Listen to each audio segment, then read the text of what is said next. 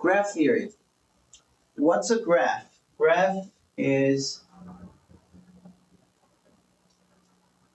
something that's made of points, also called nodes or vertices, connected by certain edges. So let's say it's connected like this.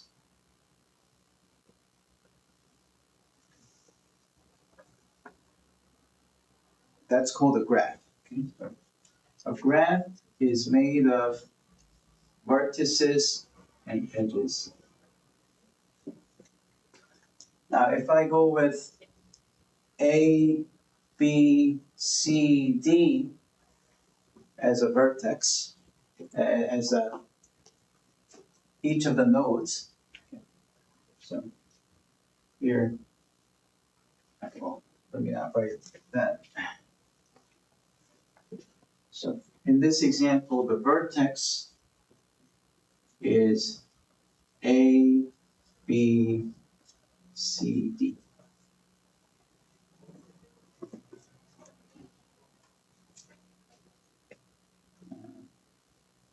So these are called vertices, also nodes, points. Now all of these languages are used for denoting each points in a graph, so I will try to use all of them, okay, so that you get used to all the terminologies.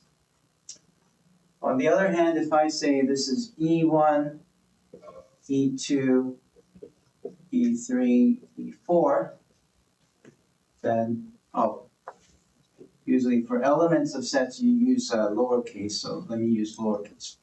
Okay. So let me use E1, E2, E3, E4,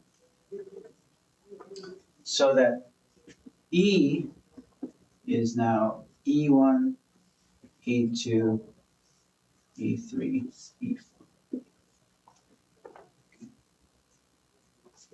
And these are known as edges, links, and then lines.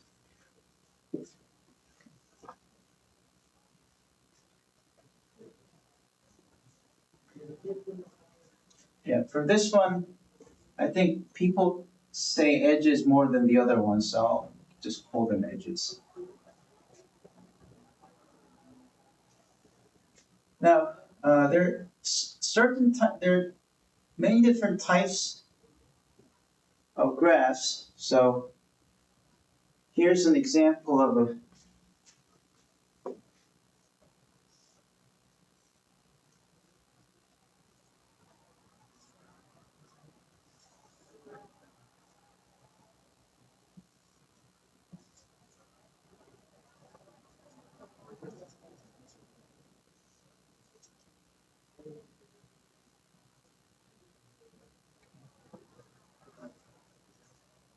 So this is an example of 3 nodes. I made it too small, but the letters are not what's important. So just see that this one here, E5, is called a loop.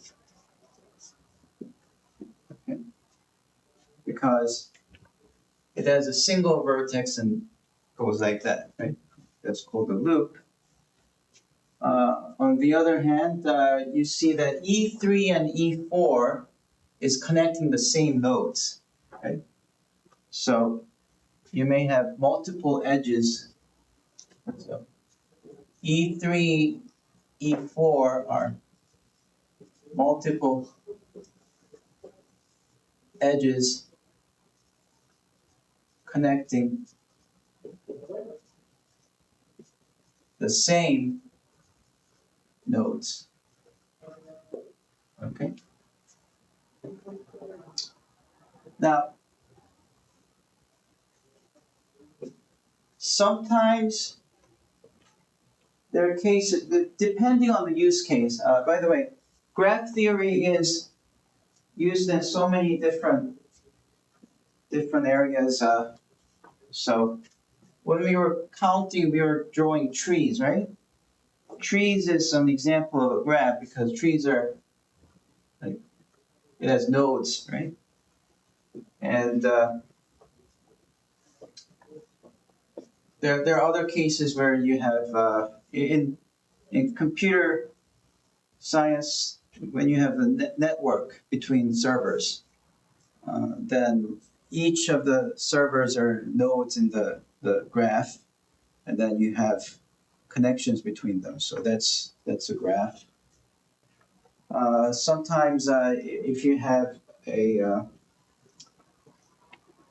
uh, let's say you're running a travel agency and you have different places that people can visit. You want to make plans, right? So then you have to look at different connecting flights, or is there a train between these two cities, stuff like that. That could also be a graph, and maybe in those cases you might want to have a, a way to connect the different cities in a most optimized way. So that'll be like a graph theory question. But depending on the use case, maybe you don't need multiple edges, right? Maybe you don't need a loop. Like, for example, if this was a network, it's ridiculous to have a server connected with itself. It doesn't make sense, right? So we have mainly two types of graphs, which is there's the simple graph,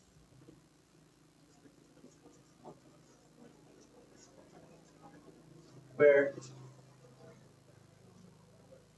the condition is that no loops and no more than one edge connecting two vertices.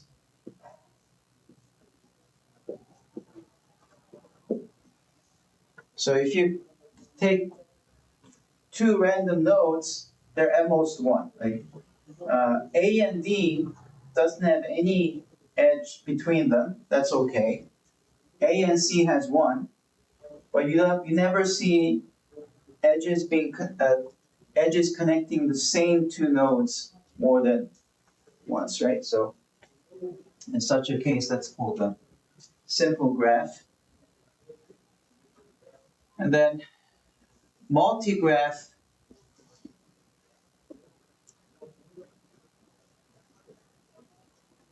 would be when you have when these conditions are lifted. But there are also two cases. There's like the multigraph with loops and then without loops. Okay, so there are two kinds of multigraphs. Yeah, we will try to narrow ourselves to simple graphs, although I may occasionally mention something about the multigraphs. Now, if you have a simple graph, then every edge can be represented by its endpoints, right? So for example, you can say E1 is the unique edge connecting A and B. So you can identify them like that. Okay? You can think of E1 as the edge connecting A and B. You can't do this for multigraphs because you might have two different edges connecting the two. So if you have a simple graph, there's a nice way to represent each edge by their end nodes. Okay. Now, in such a case, we say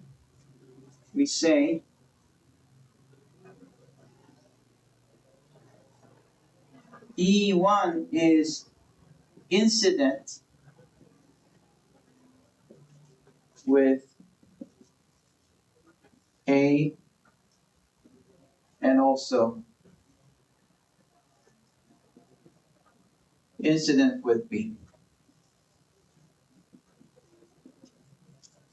So if an edge meets a node, then we say the two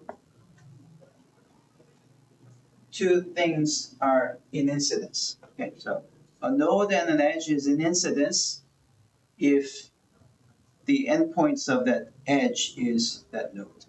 One of the endpoints of that edge is a node. Okay, so that means using this notation, now we can talk about E as, say, AB, which is what we used to call E1, and then E2 will be AC, and then we could also call E3 as BC, and then E4 will be CD.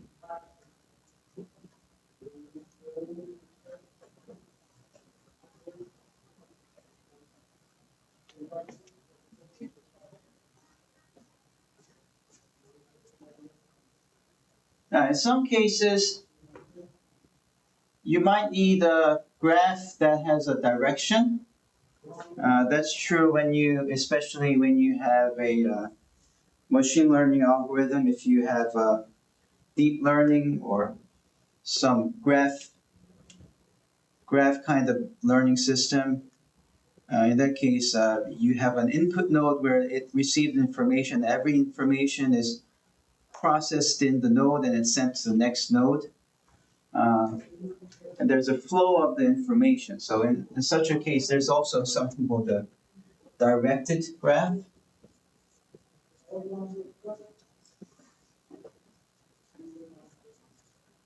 People call this digraph. So digraph is when you have directions attached to each one of them. Say A, B. You might have a direction this way, this way, this way, and that way. So that's a graph. And you can write like this.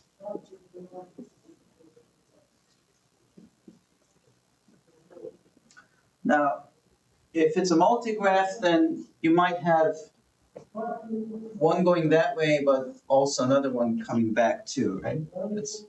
That's also possible. So let's think about this type of graph.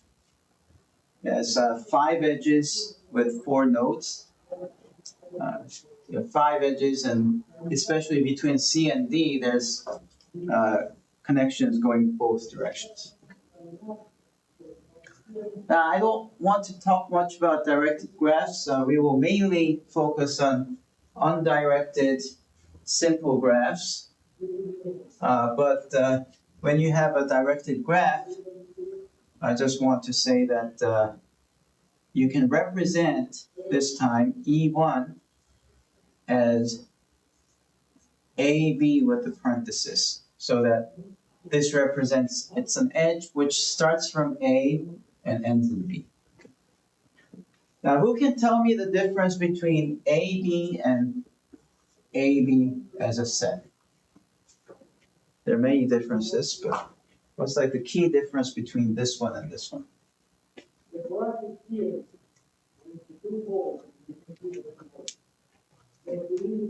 For the bottom one, A and B still like continue to like different points. No.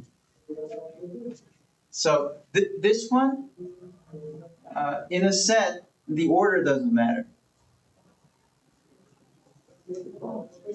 Okay? 2 sets are equal if they have the same elements. The order of what you write down doesn't matter. Okay? But if you have A, B, this is what's known as the ordered pair. Ordered pair means that not only you care about the the fact that there are two elements in this thing, but order matters. So these two are not equal. Okay.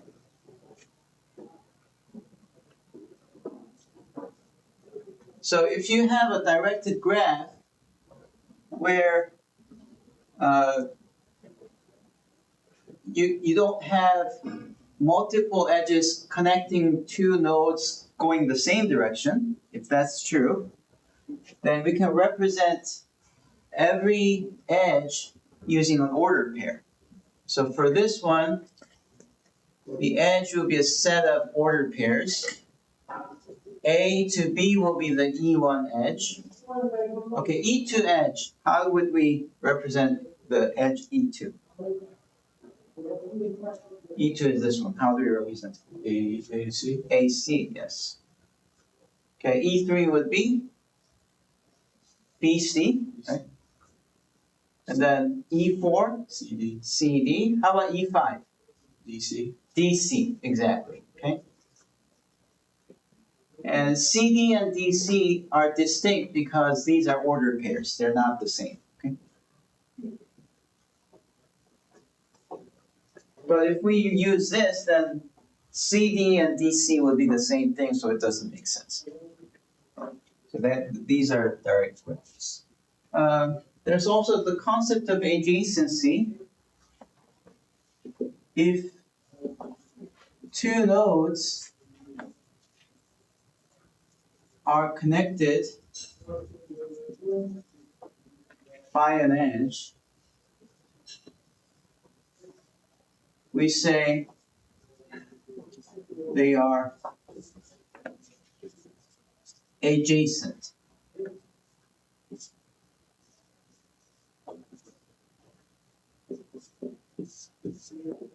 Okay, so here an example is A is adjacent to B and C.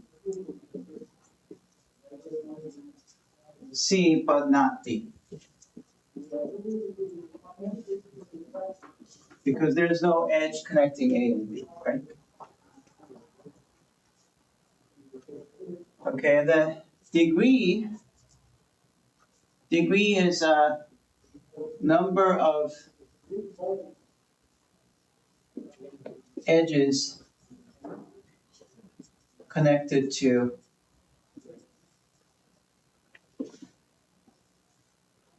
a node. Okay, so what's the degree of A?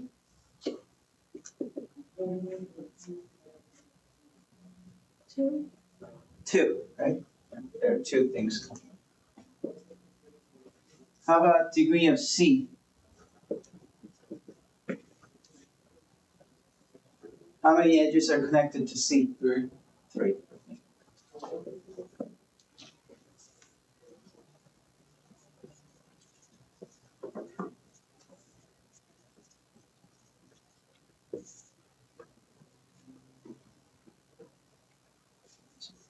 Two graphs are isomorphic if there is a bijective function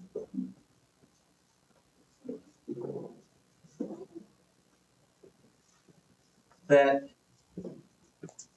takes each vertex to vertex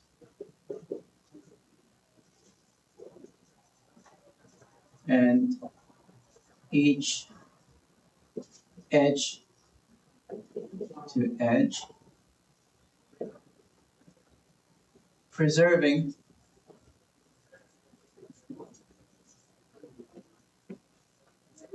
incidence. So if the connectedness is the same,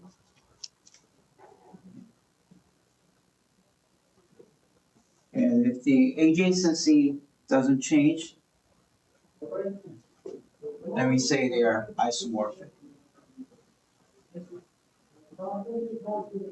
So, for example, if I have another graph that says we use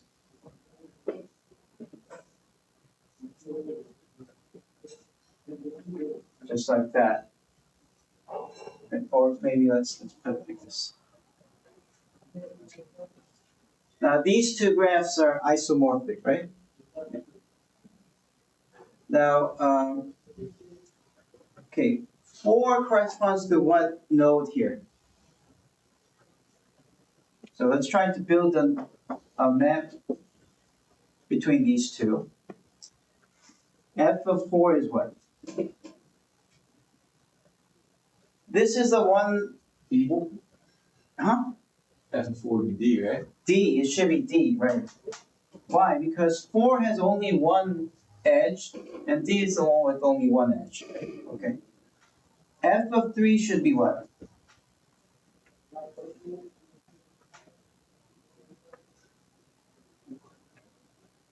Well, F of 1 should be what? F of 1. That's easier. C. F1 should be C because that's the unique node that's connected with D, right? So this should be C. And then there's actually a choice. Now C is connected with A and B. Here's 1 is connected with 2 and 3.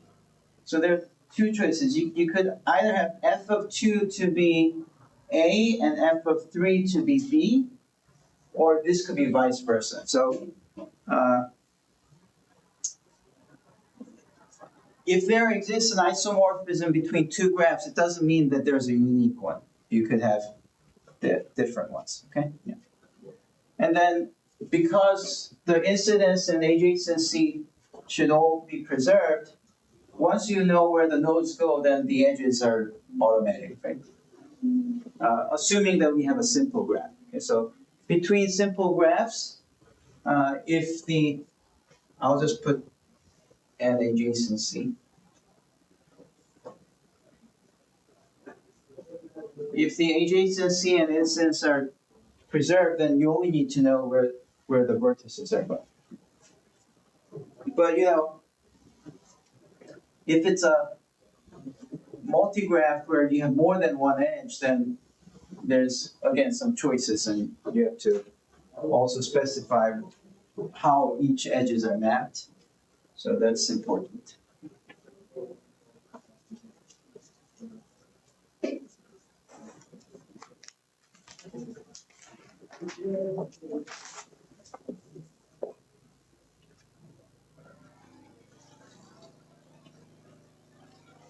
Okay, so a walk is a sequence of nodes and edges.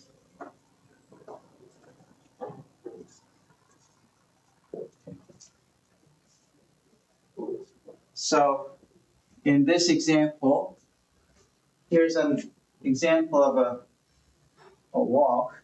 You could go A and then take the edge E1 to get to B, and take the edge E2. No, you can't go to E2, E3 to get to C, and then you can get to, using E4, get to D, and then come back using E4 to come back to C. Yeah, something like that. That's an example of a walk. Okay. Now, in many textbooks, they would just write down A, E1, B, E3, C, E4, D, E4, C without these dashes, and it's a bit more complicated. It looks more confusing.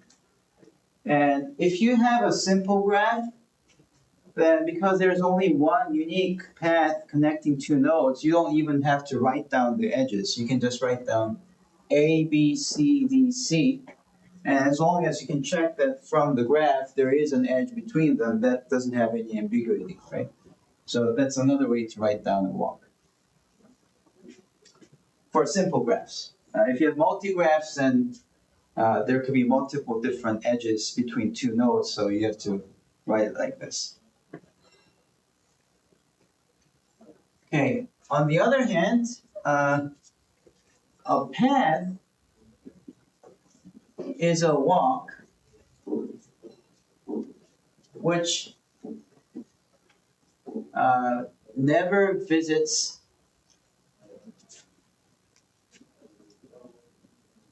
the same vertex twice, except for beginning and end.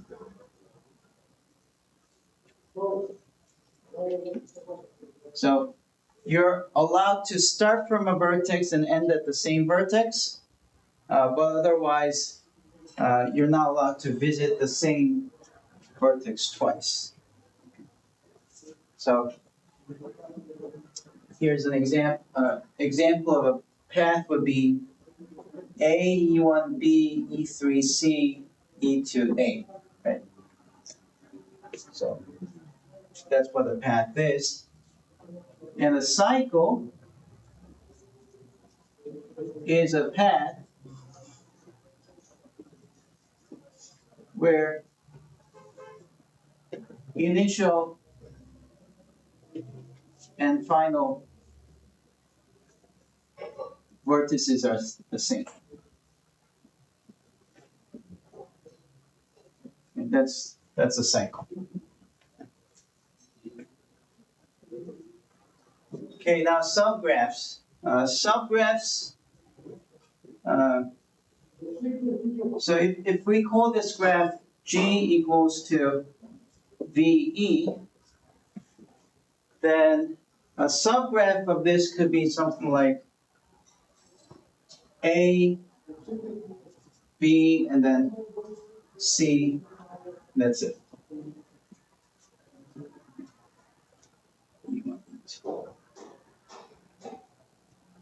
So what's going on here? Here, V is A, B, C, D, and E is E1, E2, E3, E4. But here, in this new G2, V2, E2, V2, the vertices are A, B, C, and edges are just E1 and E2. And you can see that this is a subset of this, okay? Every element in here is from here. Every edges in E2 is from here. So if V2 is V, this is a symbol for subset, right? It means that every element here belongs to this other set. And E2 is an E.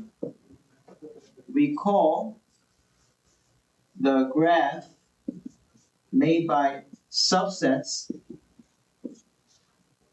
a subgraph of G. Something called the induced graph.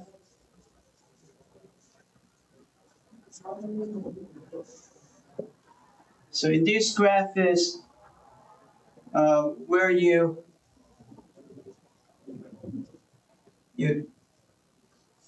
V2 is a subset of V, the original V, and then the new set of edges are all edges in V that connects nodes in V2. And so, for example, let's say we chose A, C, D, A, C, and D. If if we choose A, C, and D, what is the induced subgraph?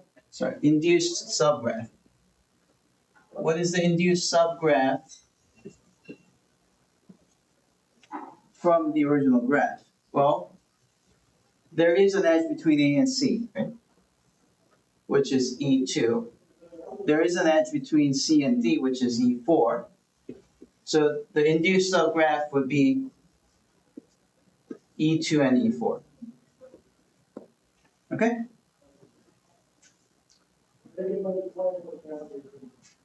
C and D connected.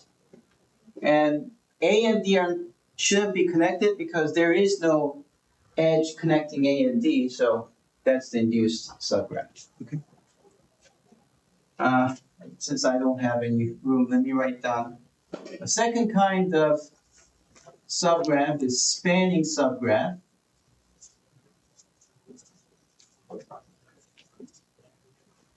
A spanning subgraph is V2 should be equal to V. Okay? But E2 is just a subset. Okay? So spanning subgraph would be A, B, C, D. And maybe you might want to just do this. Okay, so it has all the vertices from the previous graph, but only subsets of. Okay, so far we only made definitions and it doesn't seem to be elaborating much because we never talked about any results in graph theory. Now let's talk about some graphs that people are interested in. So one of the question is like something called a bipartite graph.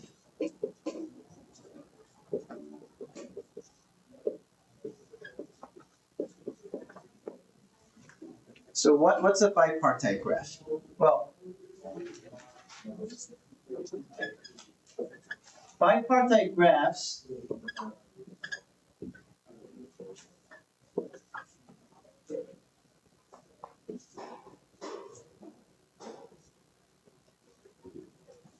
are graphs such that you can divide the entire thing into two groups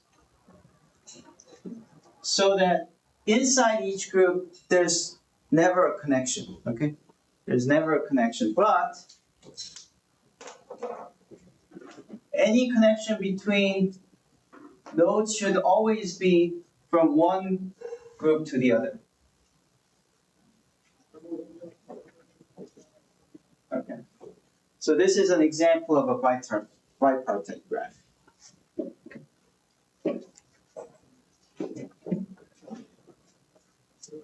So the first question is, how do you know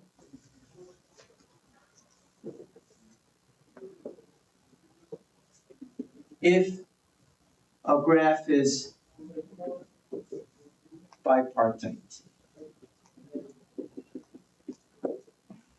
Okay. I mean, suppose you have a graph like this. Is this bipartite? No. I don't think there's a way to make this bipartite. How about this one? Is this bipartite? Yeah.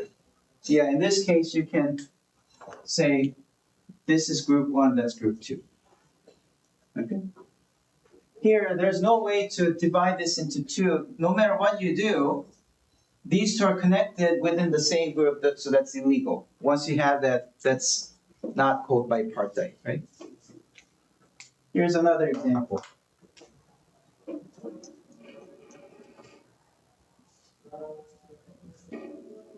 Is this bipartite? What do you think? No. See, you can treat A and D as the same group, and then B and C as the same group. Right? Now A is connected to B and C, so A is connected to B and C, right? And then D is connected to B and C as well, so that's it. So indeed, this is bipartite.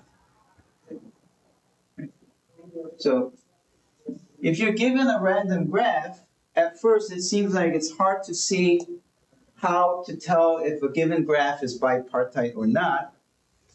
But a simple criteria is if it does give you two groups, then there's a coloring. There's a coloring, which means you can color one group as red and the other group as blue. Right? Now, if you do that, then you see that bipartite graphs always has this property where if two nodes are connected, then their color should always be different. Right? Because they belong to different group, right? So what you can do is you just have to start from a coloring and see if it's possible to color this in a way that the next one is the opposite color. So if we are to color this with distinct colors, if I start with the red, then anything that's adjacent to a red should be blue, right? So color then is blue, right? Anything that's adjacent to blue should be red. And indeed, these are adjacent and red, so I've succeeded in coloring this as red, red, and blue, blue. Therefore, it's bipartite. Okay? Makes sense? Now, on the other hand, what happens if we try to use the same algorithm here? If I color something as red, then this has to be blue because it's adjacent to red, right?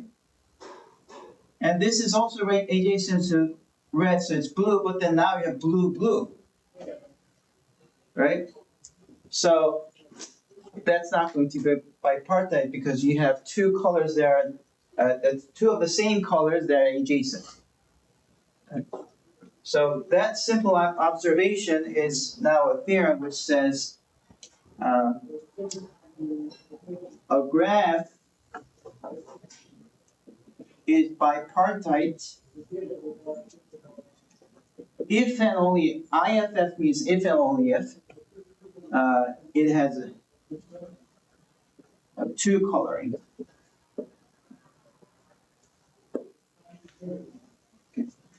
By the way, coloring means you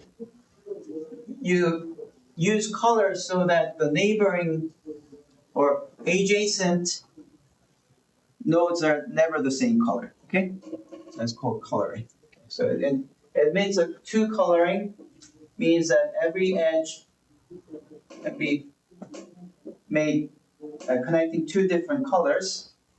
Okay, and you can do that with just two colors introduced to the system. Now this one doesn't have a two coloring, but this one has a three coloring, right? If I use red, blue, and then some other color, let's say orange, then this admits three coloring, right? So one of the big questions was whether, oh, that reminds me, I have to now talk about planar graphs.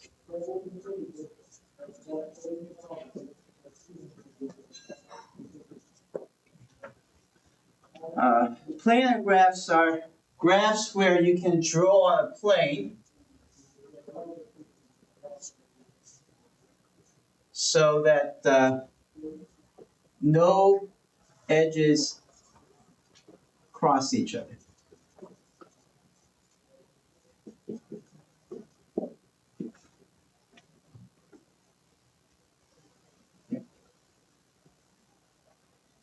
And it's not so easy to see if a graph is planar. So here's an exercise. Think about the three-dimensional graph where the vertices are vertices of a cube.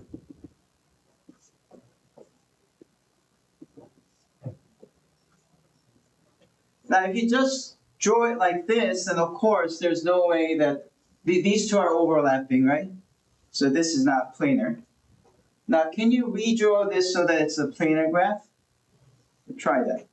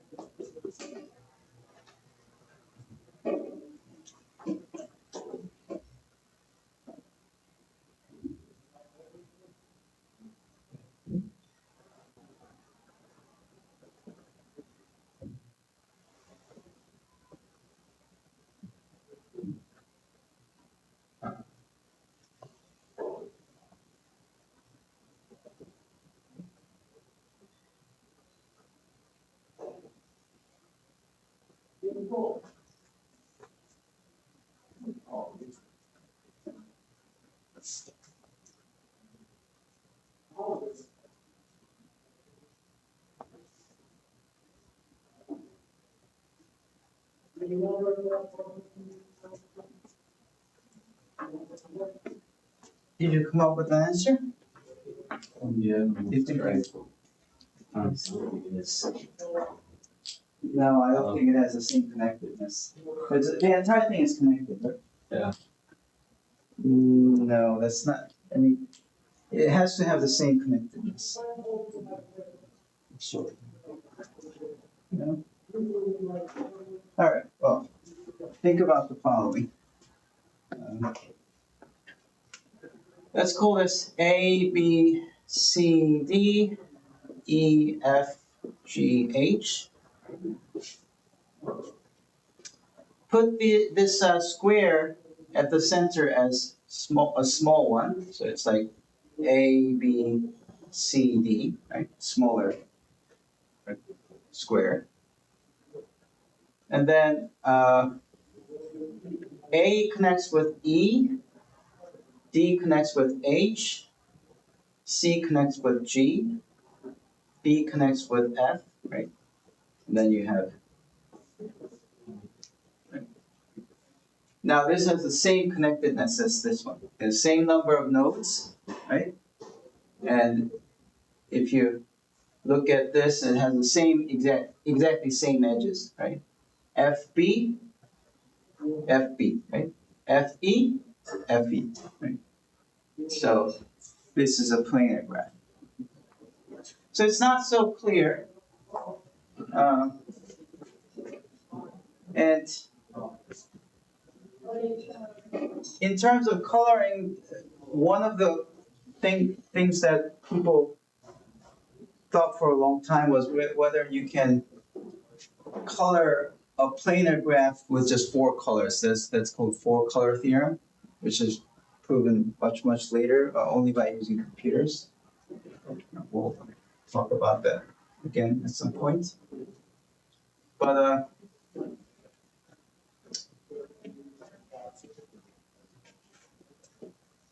here's another challenge. There's something called a K3, K4, K5. So These are fully connected graphs.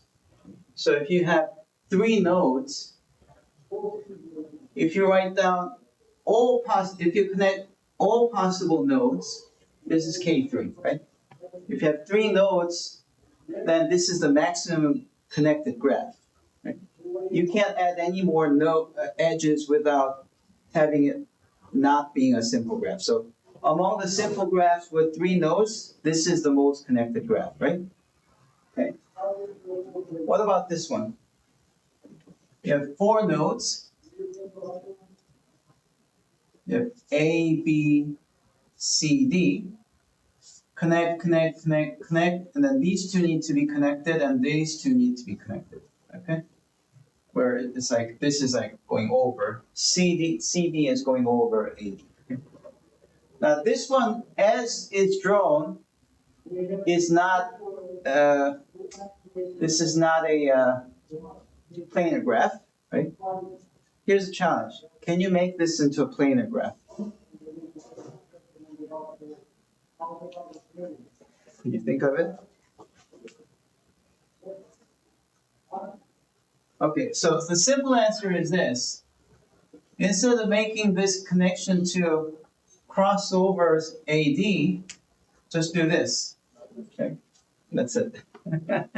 That makes this planar graph, but if you want this to be more symmetric, then you can also make this into A, B, C, and then put the D in the middle, and then do this. That's a symmetric representation of K4, right? There's definitely a planar graph, okay?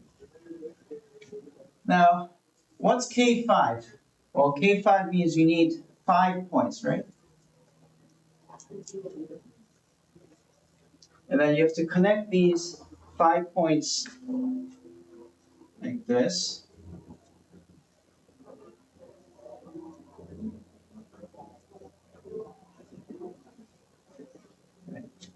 That's K5. But this time, these are like crossing each other. So this one is going over, okay?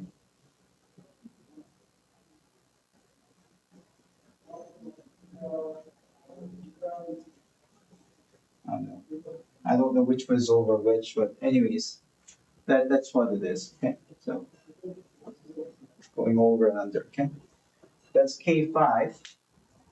Now the question is, can you make this into a planar graph?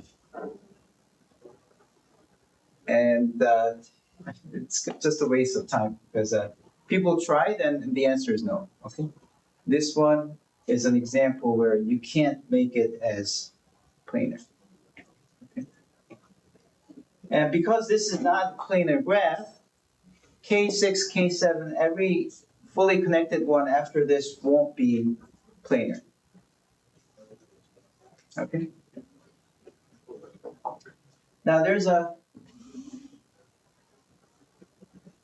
another type of maximally connected graph, which is bipartite graph. So for example, if I have K2, 3, what that means is that I have 2 elements here, 3 elements here.